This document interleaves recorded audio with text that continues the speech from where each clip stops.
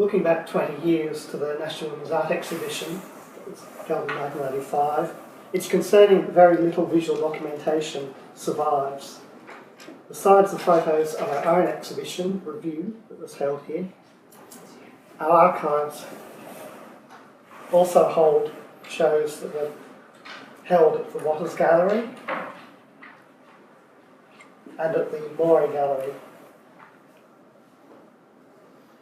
The National Women's Art Exhibition shows as a whole formed the basis of the project that I recently did for the DAAO of going through all the surviving material of the National Women's Art Exhibition, looking for names of artists who were involved in any exhibition. I couldn't trace every catalogue, not every review listed every artist, for instance, so it's an incomplete work.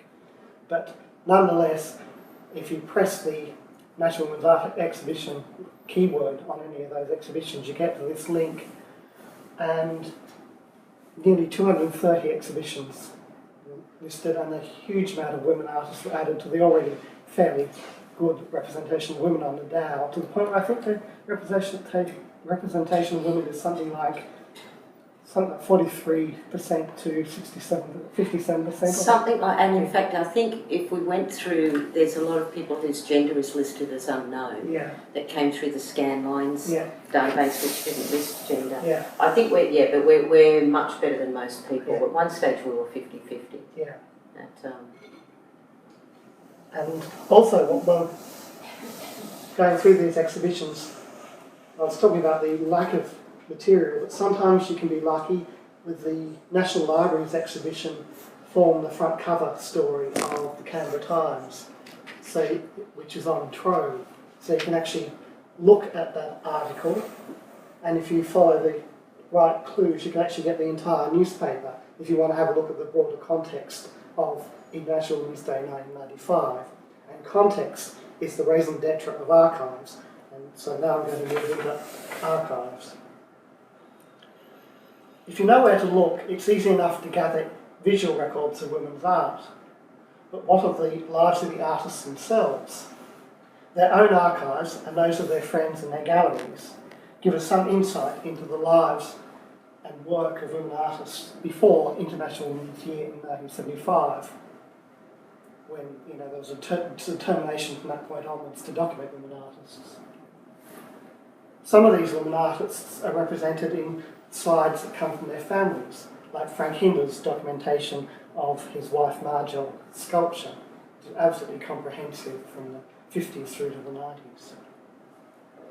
Others, lives of women can be gained from various archives. Janet Dawson was a prominent figure in Australian art in the 60s, and she was the subject of a photo essay by Robert Walker. She was also represented by galleries whose archives we have, and our own curators chose her as one of the artists for an exhibition in Japan. Wendy Paramore too, we've got information from her own gallery, from Robert Walker again, from our own exhibitions, and from a personal friend of hers, Alan Oldfield. That's more intimate sides of her life. And again, Vivian Binns, the very important 1967 solo exhibition. We've got photos and slides taken by Robert Walker, both from his own archives and Waters Gallery, who hosted the exhibition. Then we get into the 1970s, and the emergence of women's liberation resulted in a higher profile for women artists. For instance, in Mildura Sculpture State 1973, you have a whole lot of women artists engaging with the landscape, along with the male artists. 1973 also saw the National Gallery of Victoria's new wing show its first contemporary exhibition by women artists, Maria Gazzard and Mona Hessing. And it's interesting that the title of the exhibition just had their surnames, because they were actually both working under their married names, and they were both married to quite well-known architects, but they were well enough known in their own right that their surnames still instantly said who they were.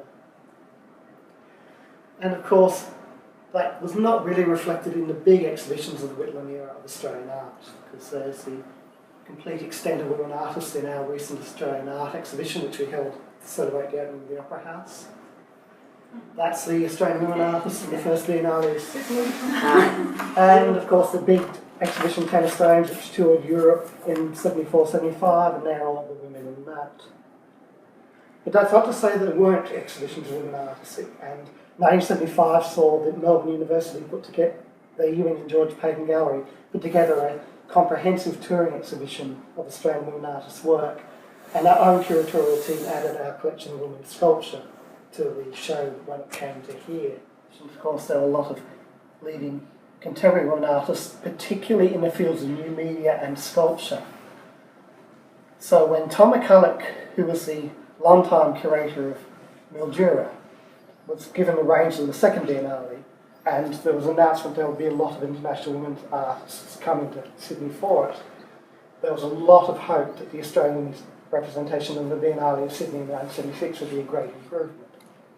Well, one is an improvement on zero, but there was nonetheless quite a bit of reaction in the Sydney art world to the absence of women and other issues with the Biennale.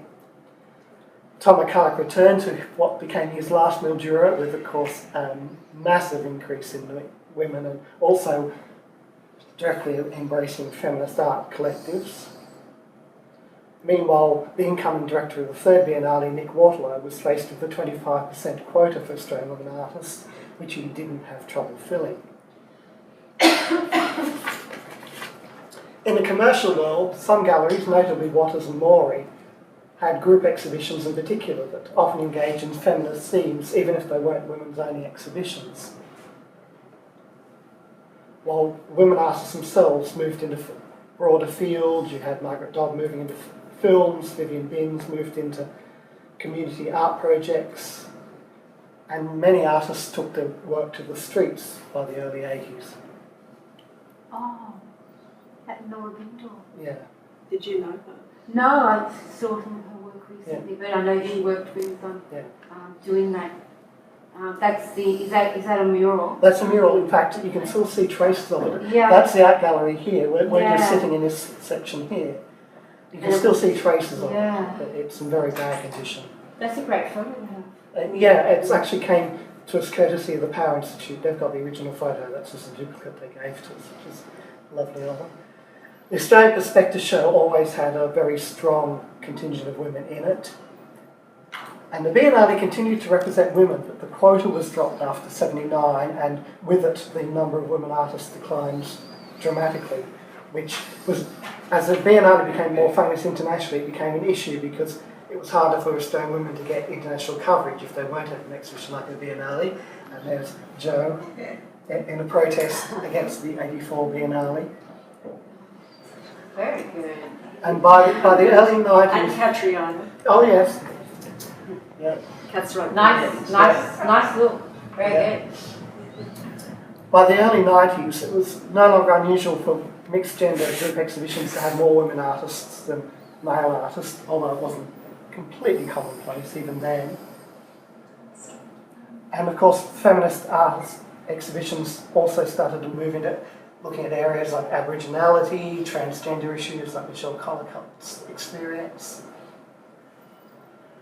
And of course in the 90s, as we were saying before, this is the period when archives start to die. You not only have digitisation and the first batch of digital archives taken in the 1990s are useless now, you also have things like copyright issues and privacy issues about taking photographs of artworks in public places, which dramatically limits the amount of archives, which is why it's really important to keep an eye on archives in the last 20 years, so that the creative spirit of every young girl can live out its true potential.